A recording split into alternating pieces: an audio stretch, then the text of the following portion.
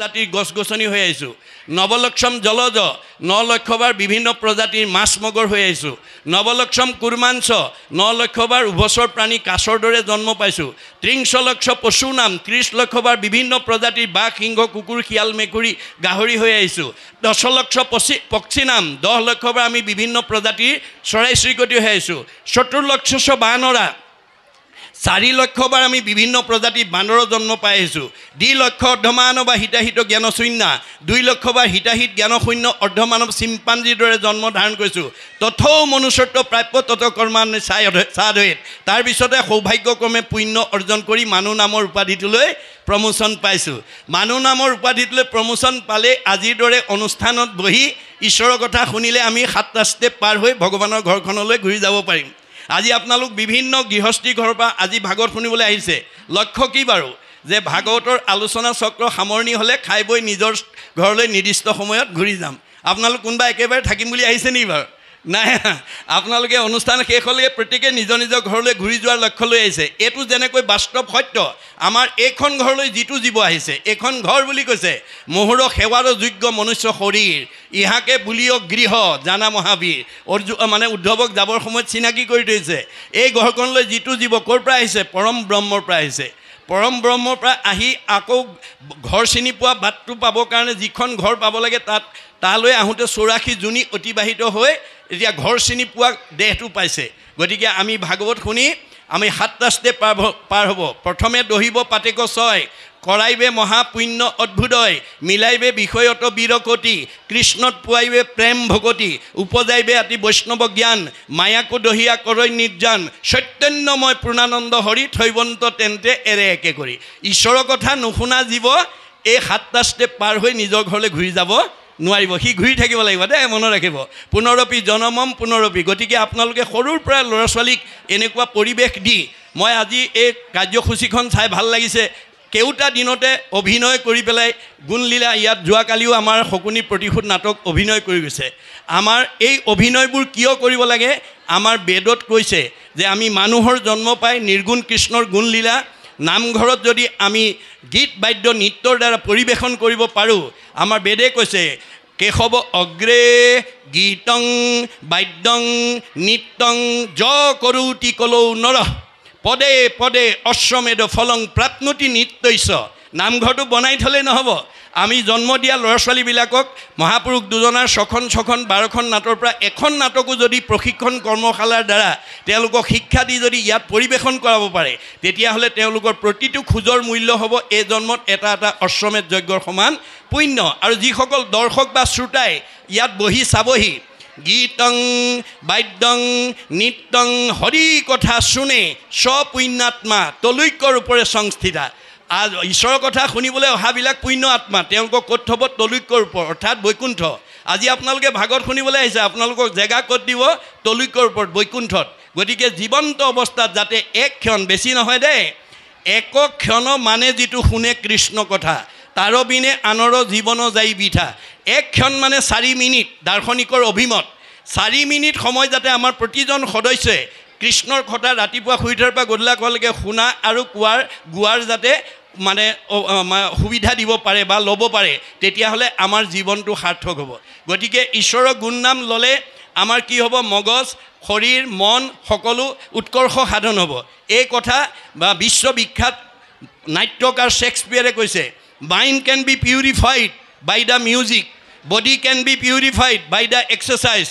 both body and mind can be purified by the dance অৰ্থাৎ যি মানুহে বৰগীত গাব লোকগীত গাব কীৰ্তন গাব ঘোষা গাব সেইবিলাকৰ মগজবোৰ শোধন হৈ থাকে আজি নাম লগাই নাম গাইছে বৰগীত গাইছে কীৰ্তন গাইছে তেওঁ মগজ শোধন হৈ থাকিব গতিকে ঈশ্বৰৰ নাম লোৱা মানুহৰ মগজটো শোধন হৈ থাকে আৰু যি ভকতৰ লগত বহি বাৱৈ হাত তালি যিটো কৰিয়া কীৰ্তন মূৰ প্ৰেম ভাৱত যাৰ আকুল ভৈল মন মাটিত লুটাৰি পৰে যিটো মহাশয় সত্যে সত্যে গৈলো সখী তাহাঁতে বিক্ৰয় ভগৱন্তে কৈছে মোৰ নাম যি আনন্দ মনেৰে হাত চাপৰি ল'ব মই তেওঁৰ ওচৰত বিক্ৰয় হৈ যাওঁ গতিকে হাত তালি মৰাৰ লগে লগে আমাৰ শৰীৰটো শোধন হয় both body and mind can be purified by the dance নাচিলে মানে মন আৰু শৰীৰ দুইটাই সংশোধন হয় আপোনালোকে নাচিবলৈও শিকিব মানুহৰ আগত লাজ কৰিলে ঘৰত মানুহ নথকা অৱস্থাত লাইফ সাইজ আইনাখনৰ ওচৰত গৈ কঁকাল ভাঙি ভাঙি নাচিবলৈ শিকিব তেতিয়াহ'লে আপোনাৰ শাৰীৰিক মানসিক দুইটা উৎকৰ্ষ সাধন হ'ব আয়ুস বাঢ়িব মনত ৰাখিব কথাটো আয়ুস বাঢ়িব যাৰ মনটো আনন্দত থাকে তাৰ আয়ুস বাঢ়িব যাৰ মন মৰা কি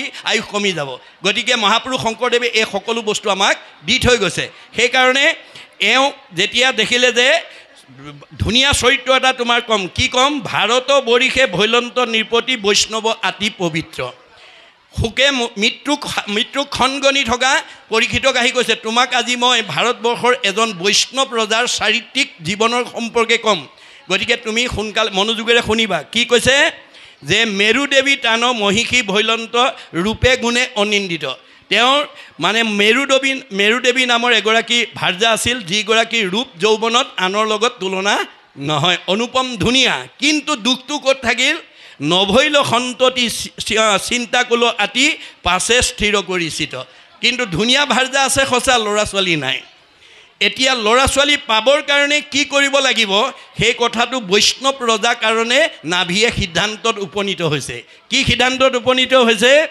দ্বিজগণ আনি যজ্ঞ আৰম্ভিলা নানা দ্ৰব্য কৰি সাজ দেৱৰো দেৱতা হৰিক যজিল পুত্ৰ কামে মহাৰাজ তেওঁ এটা সিদ্ধান্তত উপনীত হ'ল যে আমাৰ মনৰ কামনা পূৰণ কৰিবলৈ হ'লে আমি ভগৱন্তৰ চিন্তনৰ বাদে আৰু বিকল্প নাই অৰ্থাৎ আমাৰ সকলো মনৰ কামনা ভগৱন্তহে পূৰণ কৰিব আপুনি ৰাতিপুৱা শুই উঠাৰ পৰা গধূলা খোৱালৈকে ক'ৰবালৈ যাত্ৰা কৰি আপোনাৰ পৰিয়ালবৰ্গ যায় আপোনালোকে ৰাতিপুৱা শুই উঠাৰ পৰা গধূলা খোৱালৈকে কিছুমান কৰ্ম কৰে এতিয়া যাত্ৰা আৰু কৰ্মৰ মাজত কি আছে প্ৰতিটো যাত্ৰাৰ মাজত আমাৰ লক্ষ্য আৰু উদ্দেশ্য থাকে আমাৰ লক্ষ্য উদ্দেশ্য নথকা কোনো যাত্ৰা কোনো পৰিয়ালে কেতিয়াও নকৰে ৰাতিপুৱা শুই উঠাৰ পৰা কৰ্মবিলাক কৰোঁতে আমাৰ কৰ্মৰ মাজত কি থাকে এটা আশা বা বাসনা থাকে বাসনাবিহীন কোনো কৰ্ম কোনো মানুহে নকৰে এতিয়া প্ৰশ্ন হ'ল আপোনাৰ যাত্ৰাৰ লক্ষ্য আৰু উদ্দেশ্য কৰ্মৰ যিটো কামনা আৰু বাসনা কোনে পূৰণ কৰিব গুৰুজনাই কৈছে ভগৱন্তই পূৰণ কৰিব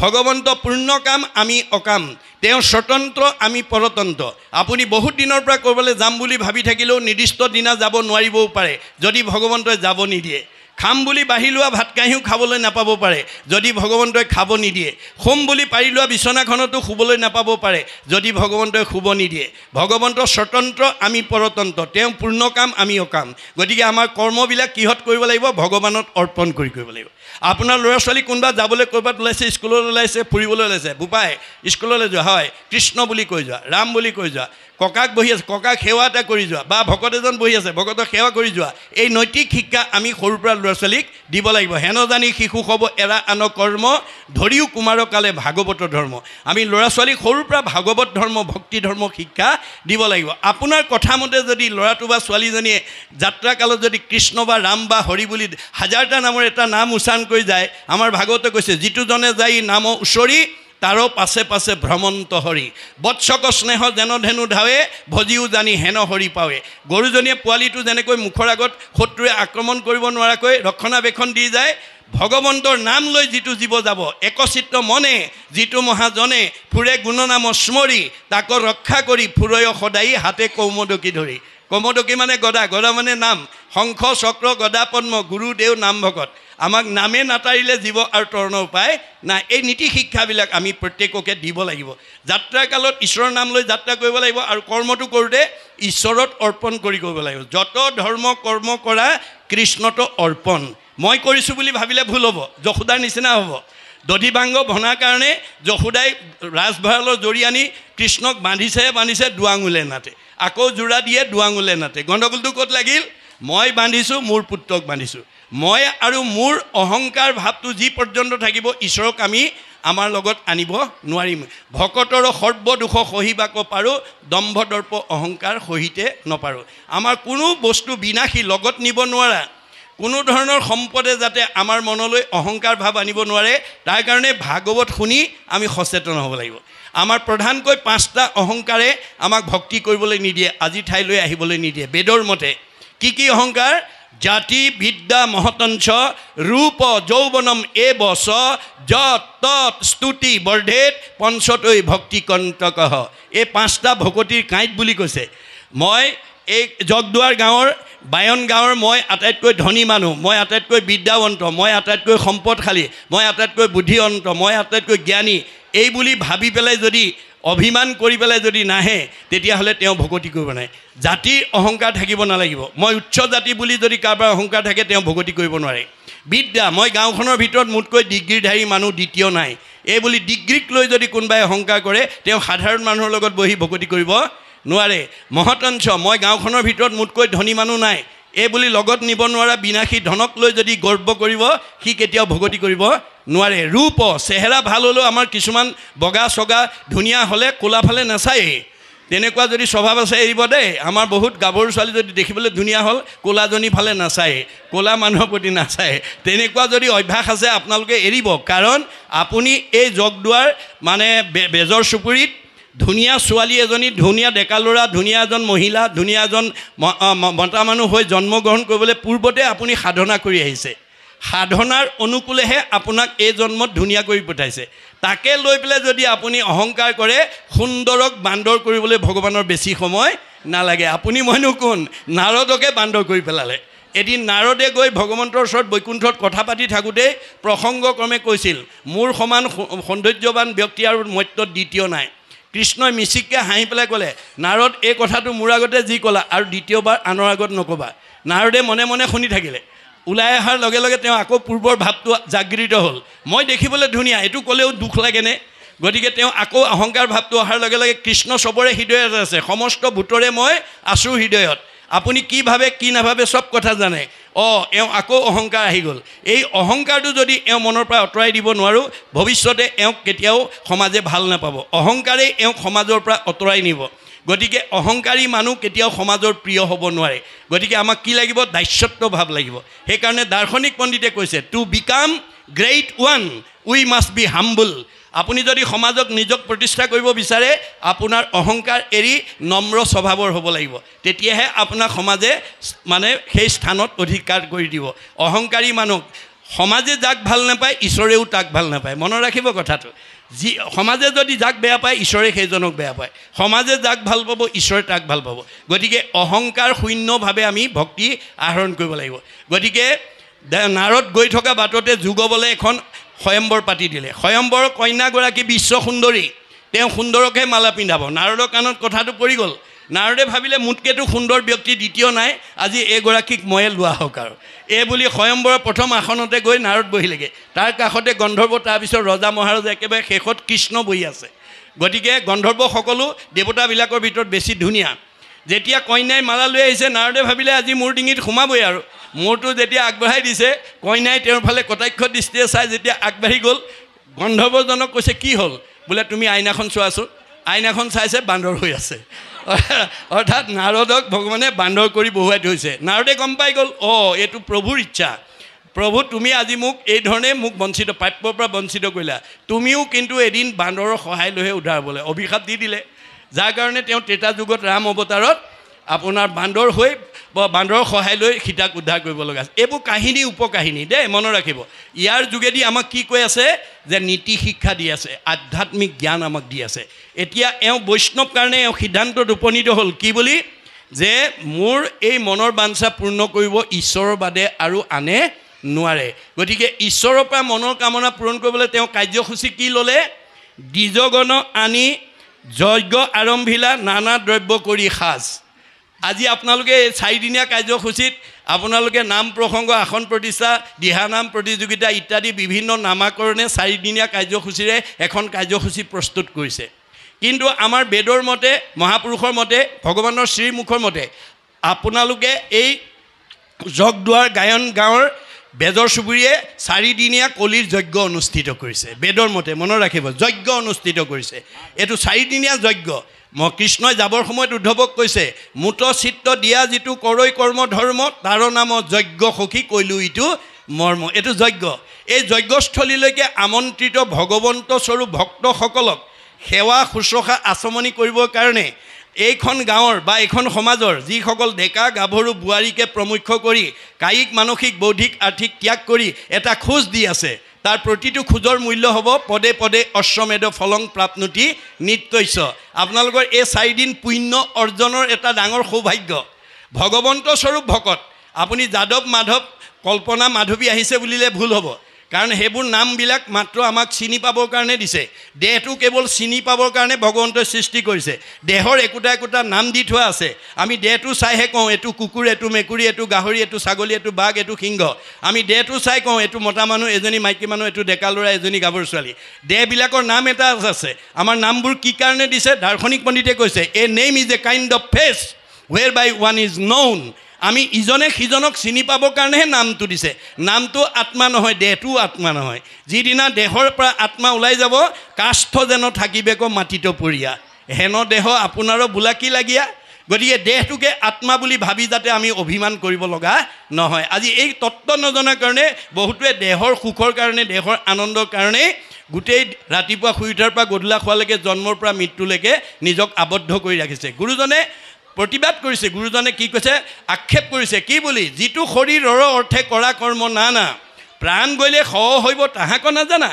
তুমি যিটো শৰীৰৰ কাৰণে ইমান কষ্ট কৰি আছা ৰাতিপুৱা শুই উঠাৰ পৰা গধূলা খোৱালৈকে, তোমাৰ দেহৰ পৰা আত্মা ওলাই গ'লে তুমি শলৈ ৰূপান্তৰ হ'ব তাকে নাজানা। আৰু যিবোৰ পৰিয়াল পোহপালনৰ কাৰণে তুমি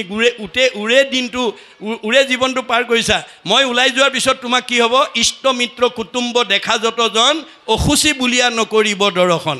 মই ওলাই যোৱাৰ পাছত তোমাক চালে গা ধুব লাগিব বুলি চাবলৈও নাহিব। কেনেবাকৈ পুহমহীয়া ৰাতি ঠাণ্ডাত 12টা বজাত যদি তোমাৰ দেহৰ পৰা ওলাই যাওঁ, ওচৰৰ মানুহে চালে গা ধুব লাগিব বুলি লেপৰ তলৰ পৰা ওলাইয়ে নাহিব, বুজা নাই? গতিকে কাষ্ঠ যেন থাকিবেক মাটিত পৰিয়া, হেন দেহ আপোনাৰো বোলা কি লাগিয়া। আৰু মই ওলাই যোৱাৰ পিছত তুমি কাঠপৰা দি পৰি থাকিবা, সেইটো দেহকে মোৰ দেহ বুলি ভাবি অভিমান নকৰিবা। এতিয়া এওঁ সিদ্ধান্ত ল'লে, কি কৰিলে? দ্বিজগণ আনি যজ্ঞ আৰম্ভিলা, নানা দ্ৰব্য কৰি সাজ, দেৱৰো দেৱতা হৰিক যজিল, পুত্ৰ কামে মহাৰাজ। মানে ভকতক মাতি লৈ আহিলে, দেৱঋষি ৰাজঋষি ৰীতিযোগে প্ৰমুখ্য কৰি আনি পেলাই তেওঁ কি ক'লে? মনৰ কথাটো ক'লে। আজি আমাৰ সেৱকীয়ে আৰম্ভণিতে কি কৈছে? আবাহন সেৱা কৰিছে। মই বহুত দিনৰ পৰা ভাবি থকা কামনা এটা আজি মোৰ পূৰণ হৈছে। গতিকে আপোনালোকৰ লাগিব অৰ্থে গোবিন্দ ভঁৰালৰ দ্ৰব্য বিভিন্ন স্থানৰ পৰা ক্ৰয় বিক্ৰয় আনোতে দ্ৰব্যৰ মানে ছিদ্ৰ নাই, কিন্তু কিনি আনোতে দিওঁতে হয়তো অহংকাৰ হ'ব পাৰে। ধুনীয়া জাহাজী কলাশী কিনিবলৈ গৈছে, দোকানী সুধিলে কিমান দাম? বোলে 80 টকা। 80 টকা ল'বানে? বুলি নেগেটিভ শব্দ প্ৰয়োগ কৰিলে। শব্দ ৱৰ্ড ইজ গড, শব্দ ব্ৰহ্ম অবিনাশী। আপুনি যি বাক্য কৰিব সেই তাতে সেইটো ক্ৰিয়া হ'ব। গতিকে আপোনাৰ দুখ লাগি আহিলে।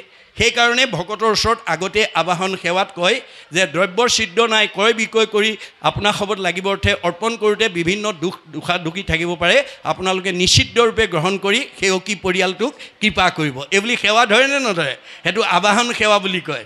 আবাহন সেৱা। এতিয়া এওঁ গোটেই সকলোকে মাতি আনি আবাহন কৰি কৈছে যে মই এটা, তোমালোকেতো দেখিছা মোৰ ধুনীয়া ভাৰ্যা আছে, কিন্তু সতি সন্তান নাই, সেই দুখত মই ভাগি আছোঁ।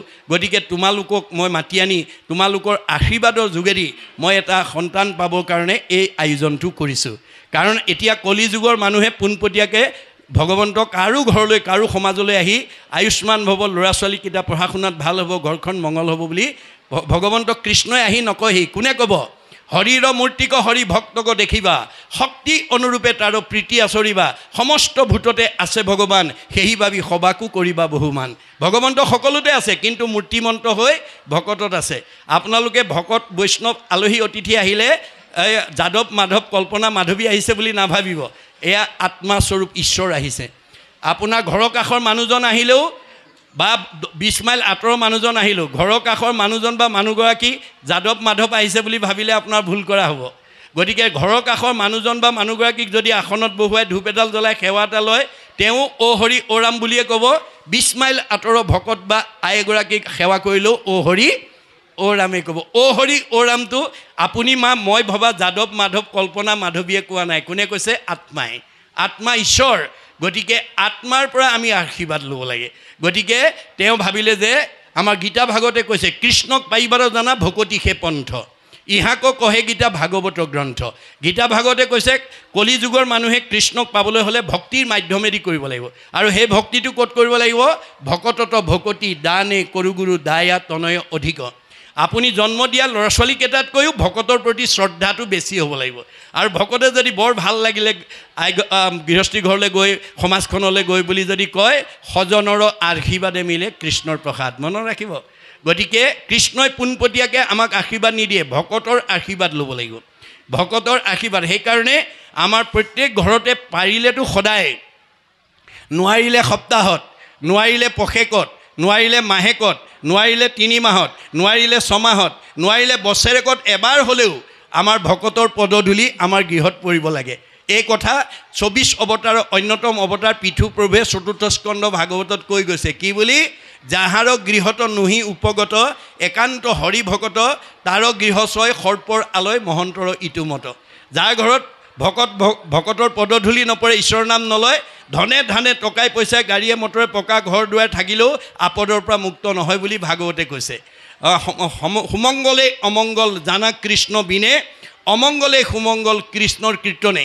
10টা পকা ঘৰ থাকিলেও, 10খন গাড়ী থাকিলেও আপোনাৰ শৰীৰটো সুস্থ হৈ নাথাকিবও পাৰে, আপোনাৰ মনটো আনন্দত নাথাকিবও পাৰে।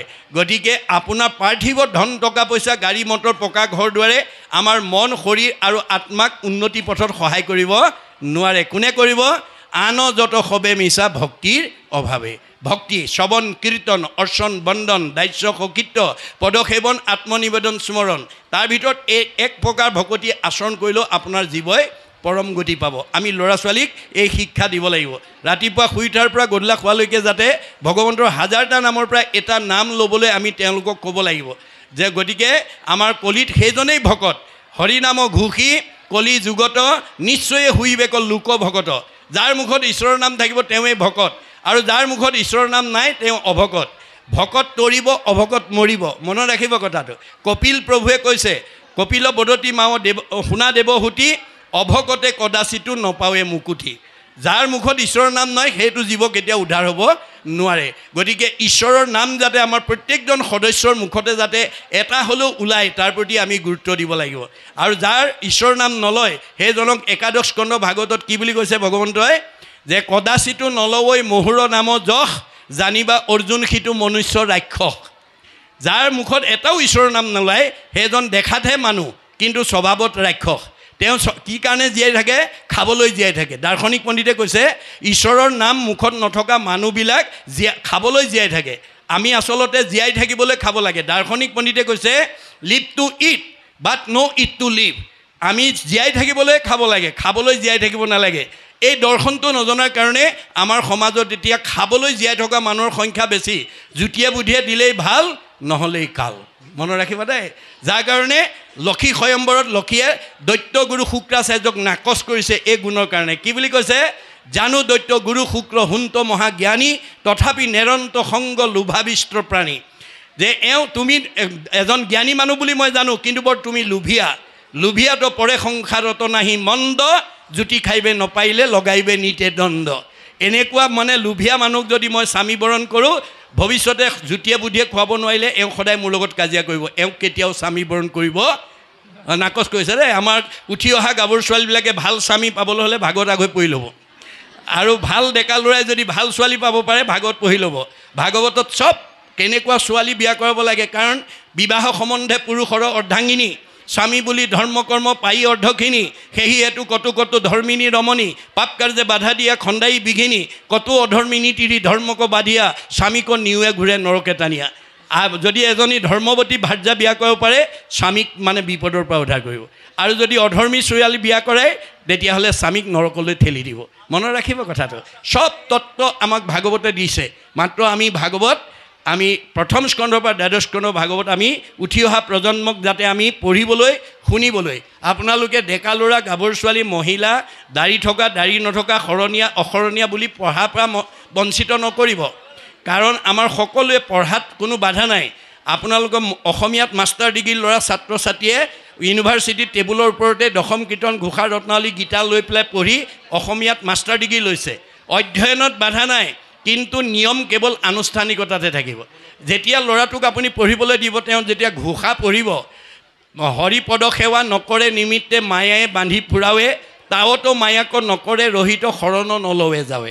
এই ঘোষাপাকি যেতিয়া ল'ৰাটোৱে বা ছোৱালীজনীয়ে পঢ়িব, তেওঁ নিজেই বুজিব, শৰণ নোলোৱালৈকে মই অজ্ঞান আন্ধাৰত মানে পাৰ হৈ থাকিব লাগিব, গতিকে শৰণ ল'বই লাগিব। দেউতা মই শৰণ ল'মেই, মা মই শৰণ ল'ম, নিজে আহিব আগবাঢ়ি। আপুনি ক'বই নালাগে তেওঁলোকক মাত্ৰ অধ্যয়ন কৰিবলৈ সুবিধা দিব লাগে মনত ৰাখিব কথাটো গতিকে আপোনালোক সকলোৱে ভাগৱত পঢ়া কীৰ্তন দশম ঘোষা ৰত্নালী পঢ়াত বাধা নাই গতিকে তেওঁ পুত্ৰ কামনা কৰি সকলোকে মাতি আনি যজ্ঞটো আৰম্ভ কৰিলে কৰি কি কৰিলে দ্ৰব্য দেশ কাল পাত্ৰ সুদক্ষিণা মন্তৰো নাহিকে ক্ষীণ সাংগু পাংগে যজ্ঞ কৰিলন্ত ৰাজা নভৈল অংগতহীন আপোনালোকে ঈশ্বৰ ভগৱন্ত স্বৰূপ ভকতক সেৱা কৰিবলৈ হ'লে একদম দিল খুচিকে দ্ৰব্যবিলাক আনিব দেই একেবাৰে মানে চেফেৰাছ মানে চেনিকল বিচাৰি নুফুৰিব হয় নাই আনিলে কলকেইটা যিকেইটা আনে এটাইকেইটা ভাল কলে আনিব কাৰণ আপোনাৰ কাৰোবাৰ পাতত যদি এটা চেফেৰা কল পৰি কাৰোবাৰ ঘৰত যদি ভাল জাহাজী বা মালভুক্ত পৰে তেওঁ মনটোত এনেও দুখ লাগি যাব গতিকে আপোনাৰ কাৰো মনতে যাতে দুখ নোপোৱাকৈ আপুনি একেধৰণে পবিত্ৰভাৱে আপোনালোকে দ্ৰব্য সংগ্ৰহ কৰিব এওঁ একেবাৰে দিল খুচিকে গোটাইছে মনত ৰাখিব এইটোৱে আমাক শিকাই আছে যে আমি যিবোৰ কৰ্ম কৰোঁ ভকতক ভগৱন্তক পুজিবৰ কাৰণে দিল খুচিকে আনিব তাত অকণো কপটতা নাৰাখিব তেওঁ আনিছে কেনেকৈ নভৈল অংগতহীন কোনো ক'তো মানুহে খুঁত দেখা নাই নিখুঁতভাৱে পবিত্ৰভাৱে তেওঁ দ্ৰব্যবিলাক ভকতক খুৱাবৰ কাৰণে আনিছে তাৰপিছত কৈছে পাছে কৃপাময় জানিল হৃদয় মুকেশে ভজে নিৰ্পতি আমাৰ প্ৰত্যেকৰে হৃদয়তে ভগৱন্ত আছে সমস্ত ভূতৰে মই আছোঁ হৃদয়ত আপুনি কি ভাবে তেওঁলোক জানে গতিকে ভগৱানে গম পাই গ'লে এওঁ মোক ভজিবৰ কাৰণেই এই যজ্ঞটো আৰম্ভ কৰিছে কৰ্মশীলজনে আমাক নপাৱে আমি ভকতৰ গতি ভগৱন্ত ভকতৰহে গতি কৰ্মশীলজনৰ নহয় মাধৱদেৱে লিখিছে কৰ্মত বিশ্বাস যাৰ হিয়াত থাকন্ত হৰি অতিশয় দূৰহুন্ত তাৰ দূৰতো বিদূৰহুন্ত তাৰ গতিকে আমাৰ প্ৰত্যেকৰ হৃদয়তে ভগৱন্ত আছে সমস্ত ভূতৰে মই আছোঁ হৃদয়ত তত্ত্ব নাপাই মোক বিচাৰে বাহিৰত আজি আমাৰ বহুতে এই কথা নাজানি তপ জপ যাগ যজ্ঞ হোম ব্ৰতৰ দ্বাৰা বাহিৰত বিচাৰি ফুৰিছে গতিকে সেইজনৰ হৃদয়ৰ পৰা ভগৱন্ত বহুত দূৰ আঁতৰলৈ গুচি যাব তাৰ উদাহৰণটো দ্ৰৌপদী বস্ত্ৰহৰণত দেখুৱাই থৈ গৈছে যেতিয়া ৰজস্বলা অৱস্থাত দুঃশাসনে ৰাজসভাত যেতিয়া বস্ত্ৰ হৰণ কৰিছিল দ্ৰৌপদীয়ে নিজৰ শক্তিৰে কেনেকৈ মই লজ্জানত অৱস্থাৰ পৰা নিজক বচাব পাৰোঁ তাৰ কাৰণে অহুপুৰুষাৰ্থ কৰিছিলে অৱশেষত যেতিয়া বিফল হৈ গ'ল তেতিয়া তেওঁ ভগৱানে মনত পৰিলে যে কৃষ্ণই সমস্ত বিপদতে ৰাখি আহিছে আজি এই বিপদতো মোক ৰাখিব কিন্তু মাতুতে গণ্ডগোল লগাই দিলে কি বুলি ক'লে হে দ্বাৰকাপতি হে যদুপতি হে মথুৰাপতি সোনকালে আহা মোক এতিয়া দুঃশাসনে লজ্জানত কৰিব হে দ্বাৰকাপতি হে যদুপতি হে মথুৰাপতি সোনকালে আহা চিঞৰি আছে অহা নাই তেওঁ ফটকৈ মনত পৰিলে তেওঁতো হৃদয়তে আছে হে হৃদয়ানন্দ তুমি ৰক্ষা নকৰিলে আৰু ৰক্ষা কৰিলা মুখৰ আগত ভমককৈ ওলাই গ'ল তেতিয়া দ্ৰৌপদীয়ে দাবী কৰিছে তোমাক ইমান সময় মাতি আছোঁ অহা নাই তোমাৰ গাতহে দুখ তুমি দ্বাৰকাপতি বুলি কৈছা মই তোমাৰ কথা ৰাখি দ্বাৰকালৈ দৌৰ মাৰিছোঁ মথুৰাপতি বুলি কৈছা মথুৰা পাইছোঁগৈ যদুপতি বুলি কৈছা যদুগণৰ ওচৰ পাইছোঁগৈ তুমি যদি বহু আগতে হৃদয়ানন্দ ক'লাহেঁতেন মোক বহুত আগতে পালাহেঁতেন আজি আমাৰ অৱস্থা সেইটো হৈ আছে দেই আমাৰ হৃদয়তে আছে আমি বাহিৰত বিচাৰি ফুৰিছোঁ কিহৰ কাৰণে আছে যদৃশী ভাৱনা জৈশ সিদ্ধি ভৱতী তাদৃশী আপুনি যেনেকৈ ভাবে তেনেকৈ আপোনাৰ ভাৱনা পূৰণ কৰিবৰ কাৰণে আছে ল'ৰা লাগিলে ল'ৰা দিব ছোৱালী লাগিলে ছোৱালী দিব ভগৱানে কৈছে তোমাক ল'ৰা লাগিলে ল'ৰা দিম ছোৱালী লাগিলে ছোৱালী দিম কিন্তু মোৰ পৰা কেনেকৈ ল'ৰা ছোৱালী বিচাৰিব লাগে মই ভাগৱতৰ নিয়ম বান্ধি থৈ আহিছোঁ মনত ৰাখিব আমাৰ ডেকা গাভৰুবিলাকে আজি বহুত কোৱালিফাইড মানুহ বহুত উচ্চপদস্থ বিষয়ত চাকৰি কৰা মানে দম্পতীয়ে বাঞ্ছিত ফলৰ পৰা বঞ্চিত হৈ আছে কাৰোবাক লাগে এটা ল'ৰা পাই ছোৱালী তিনিজনী আগৰ ছোৱালীত 4 নম্বৰটো ল'ৰা হ'ব বুলি ভাবি আছিল ছোৱালীয়ে হ'ল গতিকে মৰিয়াই কিলাই ডিভৰ্চ কৰা পৰ্যন্ত আপোনালোকে মিডিয়াত দেখিছে গণ্ডগোলো ক'ত লাগিলে ভাগৱত নাজানে ভাগৱতে আমাক নিয়ম বান্ধি দিছে যে আপোনাৰ সূৰ্য উদয়ৰ পৰা সূৰ্যাস্তলৈ 4 পোহৰ সূৰ্যাস্তৰ পৰা পুনৰ সূৰ্য উদয় হ'লে 4 পোহৰ এই অষ্ট পোহৰৰ ভিতৰত আমি সৃষ্টি কাৰ্যত কোনটো পোহৰত আগবাঢ়িব লাগে আমাৰ উঠি অহা প্ৰজন্ম নৱপ্ৰজন্মসকলে এই নিয়ম জানিব লাগে আমাৰ দাৰ্শনিকে বান্ধি দিছে যে সূৰ্য উদয়ৰ পৰা সূৰ্যাস্তলৈ 4টা পোহৰত দিবা সময়ত আমাৰ কোনো দম্পতি সৃষ্টি কাৰ্যত আগবাঢ়িব নালাগে বা নাপায় কেতিয়া আগবাঢ়িব লাগিব সূৰ্য অস্তৰ পৰা পুনৰ সূৰ্য উদয় হ'লে এই 4টা পোহৰত তাৰে প্ৰথম 2টা পোহৰ বাদ দিবলৈ কৈছে কোনে বিজ্ঞানে কিয় আমি খোৱা আহাৰটো আমাৰ ব্ৰহ্মলৈ ৰূপান্তৰ হ'বলৈ কমেও 6 ঘণ্টা সময় লাগে আহাৰ খালে প্ৰথমতে ৰসৰ পৰা তেজৰ পৰা মাংসৰ পৰা মেদৰ পৰা হাড়ৰ পৰা মজ্জাৰ পৰা শুক্ৰৰ পৰা সন্তান হ'ব গতিকে আপোনালোকে দুটা পোহৰ বাদ দি তৃতীয় আৰু চতুৰ্থ পোহৰত আমাৰ নৱদম্পতিসকল বাঞ্ছিত ফল লাভ কৰিবৰ কাৰণে আগবাঢ়িব লাগিব। কেনেকৈ? পুৰুষ প্ৰকৃতি সবা একমতি তেহে সিজিব হৰিত ভকতি।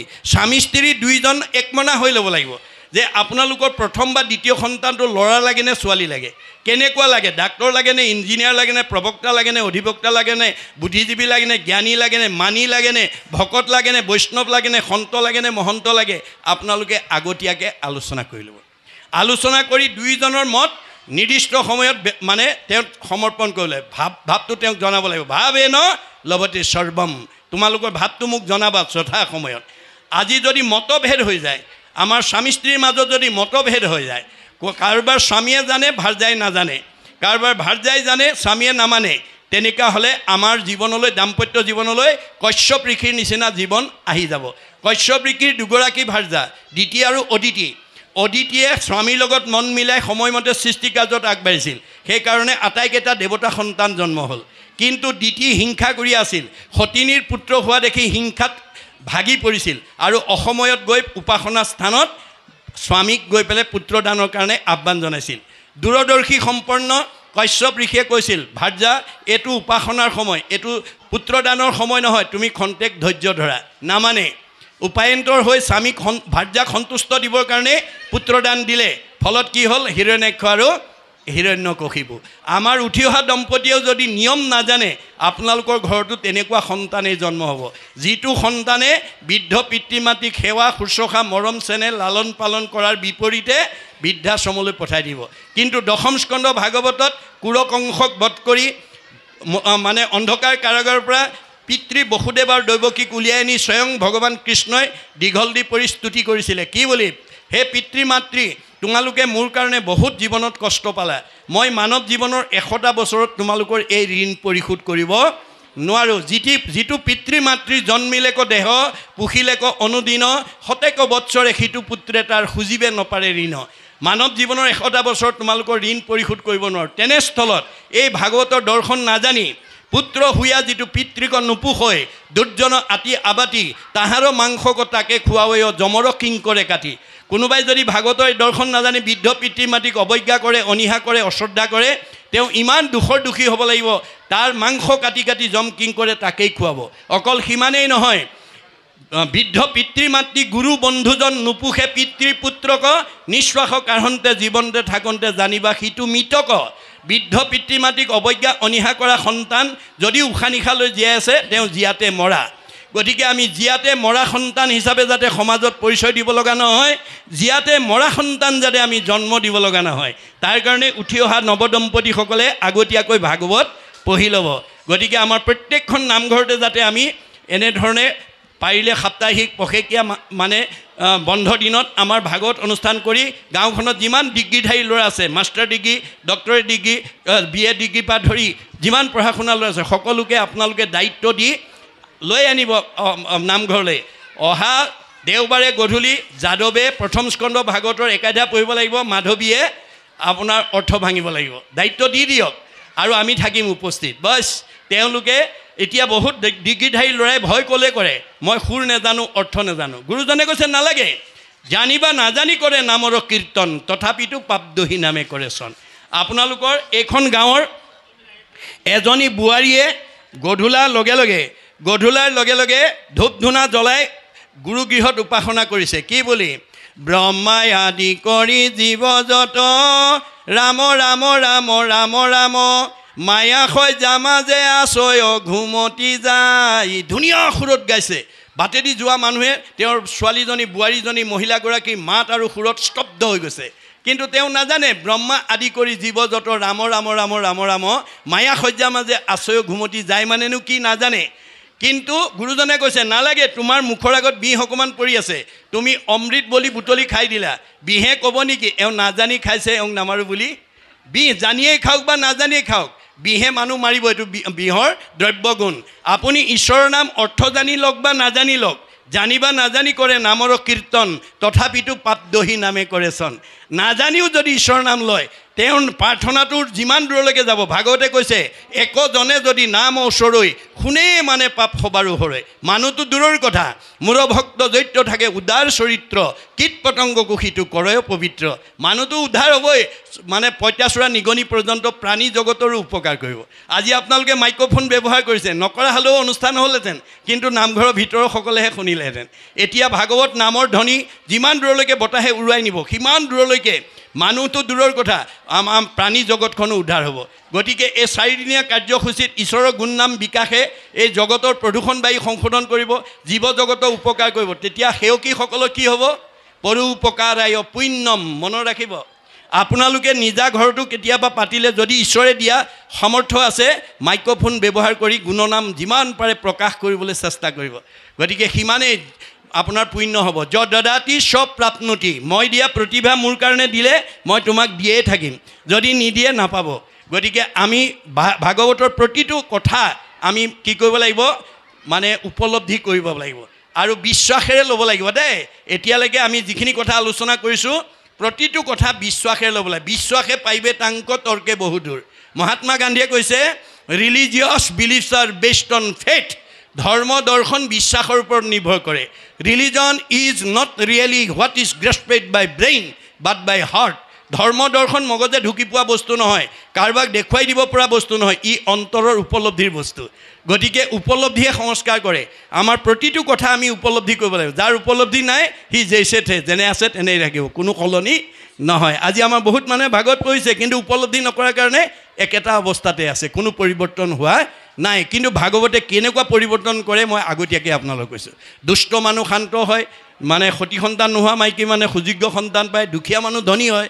ইমান মহিমা আছে তৎসত্ত্বেও যদি পৰিৱৰ্তন হয় তেতিয়াহ'লে বুজিব লাগিব সি পঢ়িব লাগে কাৰণে পঢ়িছে শুনিব লাগে কাৰণে শুনিছে কিন্তু আমি কেনেকৈ শুনিব লাগে কৃষ্ণই অৰ্জুনক কোৱাৰ চলেৰে আমাক কৈছে হে অৰ্জুন তুমি জীৱনৰ যিটো মুহূৰ্তত যিটো সময়ত সাধুৰ সংগত বহি মোৰ নিৰ্মল কথা শ্ৰৱণ কৰিবা যদি শ্ৰদ্ধাৰে শুনিব পৰা দুগুণ পাপৰ পৰা তোমাক মুক্ত কৰিম যদি অশ্ৰদ্ধাৰে শুনা এগুণ পাপৰ পৰাহে তুমি মুক্ত হ'ব পাৰে অপৰম মংগল নাম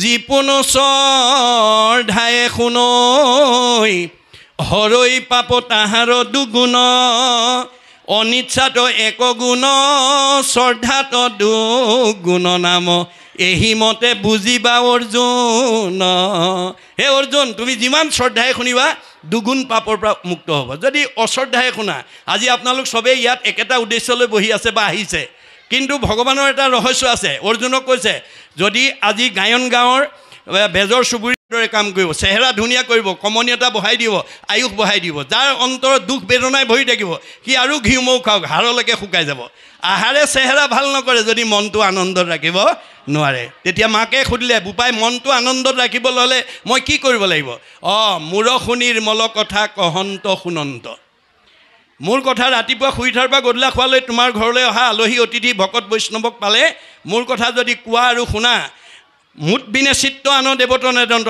আন দেৱতাত মনোযোগ নিদিবা কাৰণ ব্ৰহ্মা আদি কৰি জীৱ যত ৰাম ৰাম ৰাম ৰাম ৰাম মায়া সজ্জা মাজে আচয় ঘুমতি যায় আপুনি মইনো কোন সৃষ্টিকৰ্তা ব্ৰহ্মা সংহাৰকৰ্তা শিৱ পালনকৰ্তা বিষ্ণুকে প্ৰমুখ্য কৰি 33 কোটি দেৱতা ভগৱন্তৰ মায়াত বন্দী আছে তেওঁলোক নিজে আন্ধাৰত আছে আন্ধাৰত থকা দেৱতাৰ আশ্ৰয় ল'লে কোনোবাই পোহৰ পাব নেকি আন্ধাৰত বহি থকা মানুহ এজনৰ কাষত কোনোবা বহিলে পোহৰ পাব নেকি ক'ত বহিব লাগিব অৰ্জুনক কৈছে যে মাং প্ৰপদন্তে মায়া মেতম তৰন্তিতে মই পোহৰ মই শাশ্বত মই সনাতন মই ব্ৰহ্ম মোৰ কাষত যেতিয়ালৈকে আশ্ৰয় নল'বা তেতিয়ালৈকে তুমি দুখ দুৰ্গতিৰ পৰা মুক্ত হ'ব নোৱাৰিবা পৰম আনন্দ আহি মনত মিলয় তেবে তাক আৰু তিনি তাপে নচুৱায় গতিকে পৰম আনন্দ নিজে আহিব আপুনি আনন্দ বিচাৰিব নালাগে আনন্দই আপোনাৰ ঘৰ বিচাৰি আহিব আপুনি মাত্ৰ ৰাতিপুৱা শুই উঠাৰ পৰা গধূলা খোৱালৈকে আলহী অতিথি ভকত বৈষ্ণৱৰ লগত যদি ঈশ্বৰৰ কথা পাতে আপোনাৰ আনন্দ নিজে আহিব তাকে নকৰি যদি পৰচৰ্চা পৰনিন্দা পৰ সমালোচনা কৰে আপোনাৰ আলোচনাই যদি